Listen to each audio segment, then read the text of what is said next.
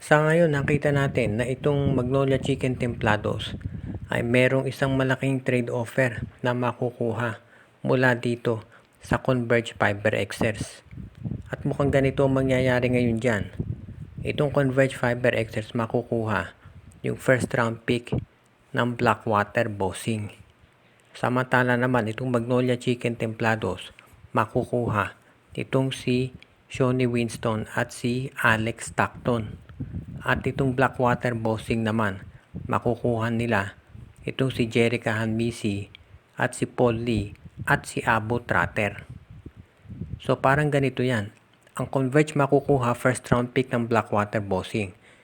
Hindi ko na kailangan pang ipaliwanag kung ba't yan gusto ng Converge. Magre-rebuild ang Converge sa pamamagitan ng draft at yan ang gusto nila. Yung number 1 at number 2 sa kanila mapunta. Samantala naman itong Blackwater makukuha si Paul Lee, si Jerica Hanmisi at si Abu Tratter.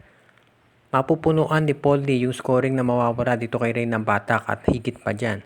Plus ito si Jerica Hanmisi, isa pang scorer yan. At si Abu Tratter, kapag nabigyan ng playing time, napakahusay na center niyan. So hindi matatalo Blackwater dito.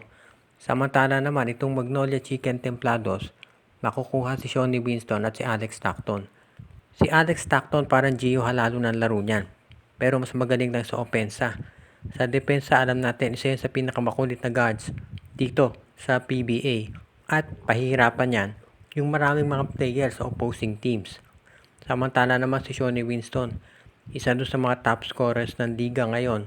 At alam natin na magagamit yan talaga nito si Coach Chito Victolero. Kaya kung ganitong klaseng offer makukuha nila, sa tingin ko, mahihirapan ang Magnolia na tanggihan ito dahil very balanced naman at talagang makikinabang sila.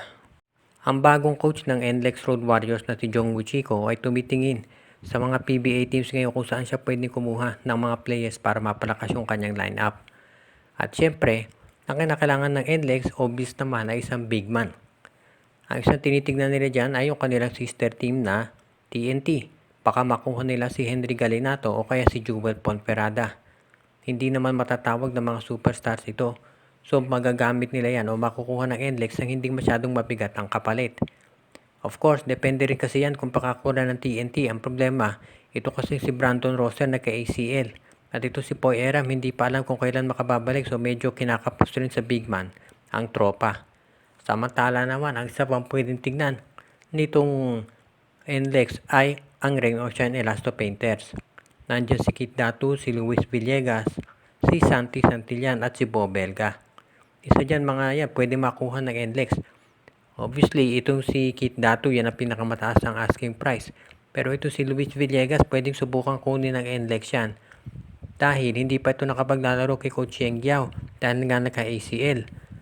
Ang pwedeng ibigay ng NLEX ay yung kanilang first round pick na number 6 dito sa darating na draft. Kapag yan nangyari, magkakaroon na ng big man si Coach Jong Wichiko na magagamit niya dito sa kanyang lineup. At kapag yan natuloy, masasabi natin na magandang simula yan para dito kay Coach Jong. Itong Meralco Bolts nag-champion na. TNT marami ng titles. At syempre si Coach Jong ayaw naman niyang pahuli. Kaya abangan natin kung ano mga pagbabago ang gagawin niya dito.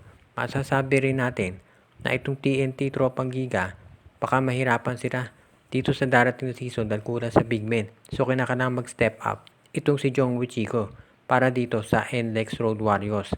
Kaya marami silang moves na gagawin ngayon.